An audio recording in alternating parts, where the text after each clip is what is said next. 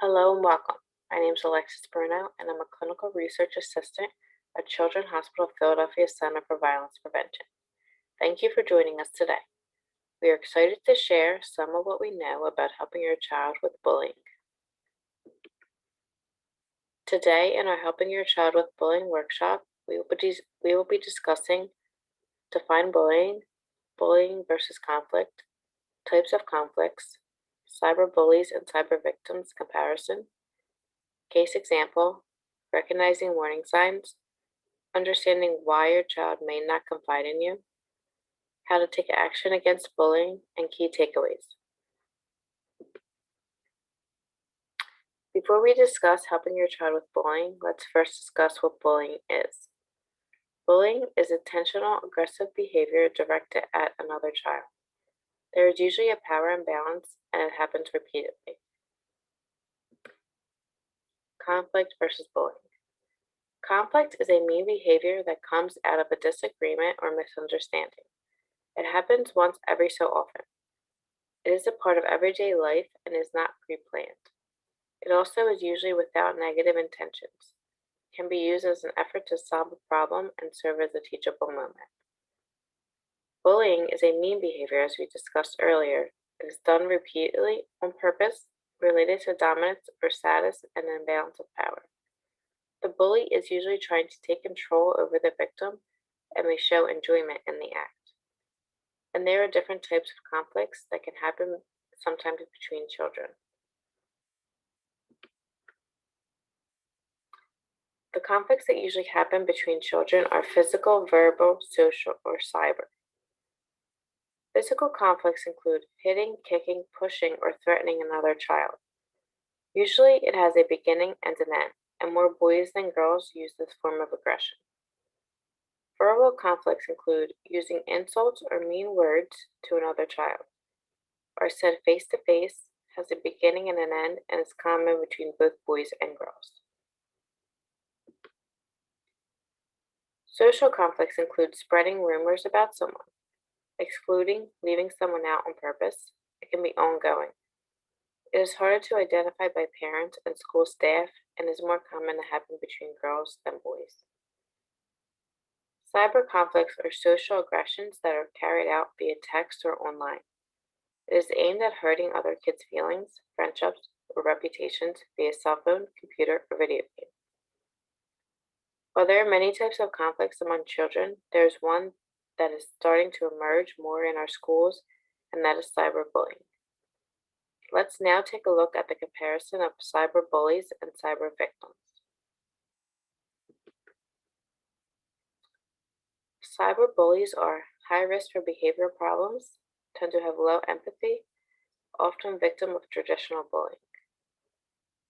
Cyber victims tend to present similar problems with depression and anxiety as traditional victims do, often do not report victimization, and are 8 times more likely to carry a weapon to school. This is an introduction to how cyberbullying can affect our children in schools. But now that we know more about different types of conflicts and bullying, let's look at a case example together and determine if this is bullying or not. Tyron accidentally bumps into James while they are standing in line. James says, "Watch where you're going, stupid." Tyron ignores him. Then, as Tyron is walking back to his seat, James trips him and says, "I told you to watch where you're going." Tyron gets in James' face and says, "You got a problem?" James says, "Yeah, you," and pushes him. They start to fight. Ask yourself, is this an example of bullying or just conflict? And why is it bullying or why is it conflict?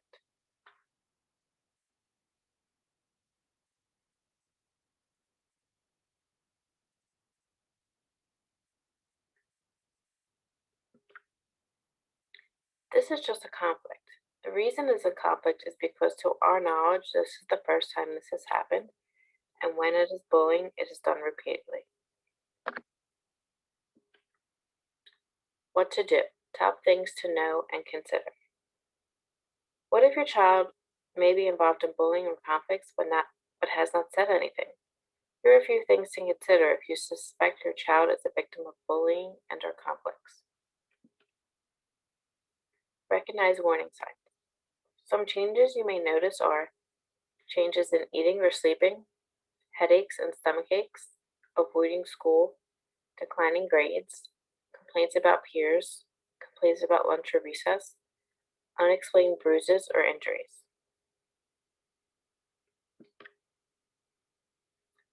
Understand why your child may not confide in you. Sometimes it can be hard for your child to tell you about things that may be happening to them at school. If your child does not confide in you, it may be because they feel embarrassed, afraid parent will overreact, afraid parent will confront others, bully intimidation, worried about consequences from a bully.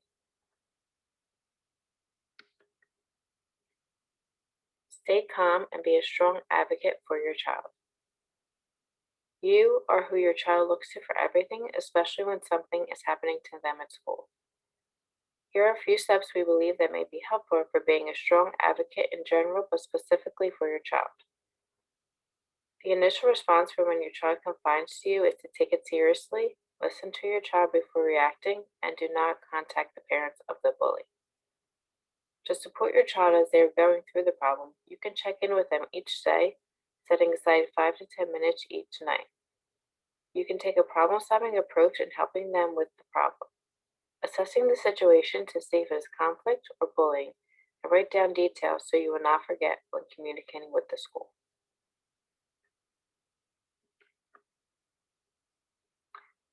When asking your child about the bullying, you would ask them to describe the situation. What led up to this happening? Where did it occur? How long has it been going on? How have they tried to deal with it? And did they report it to an adult at school? Lastly, you can contact the school administrators to work with them on a plan on handling the situation and help and support them with the plan. Bullying is an emotional issue. You are your child's strongest advocate when you remain calm and try to work with the school to develop a joint plan.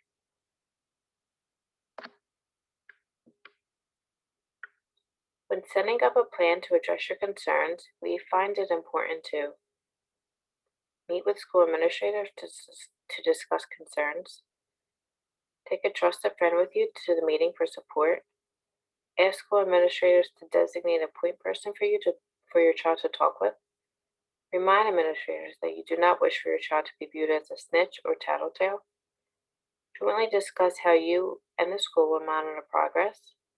If possible, follow up with an email summarizing steps that both the school and you are taking to address the problem together.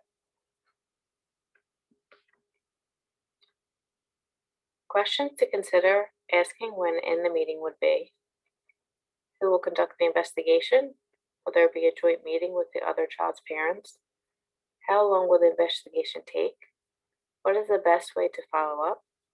What should I tell my child? What will be done to ensure that the other child acts differently towards my child? How will my child and I know this has been addressed?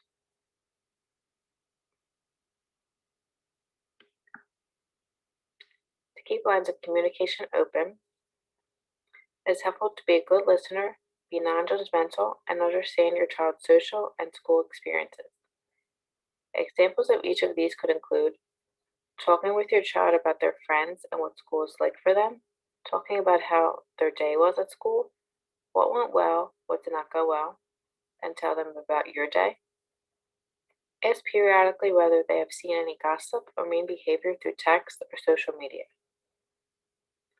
We've talked about a lot today, and we thank you for your time and engagement for this workshop.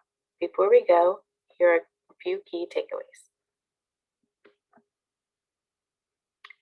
Fighting is a strategy which sometimes works short term, but can and usually does escalate over time.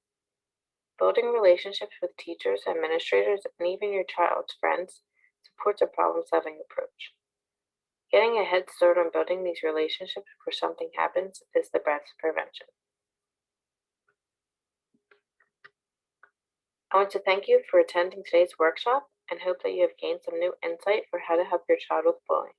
Have a great day.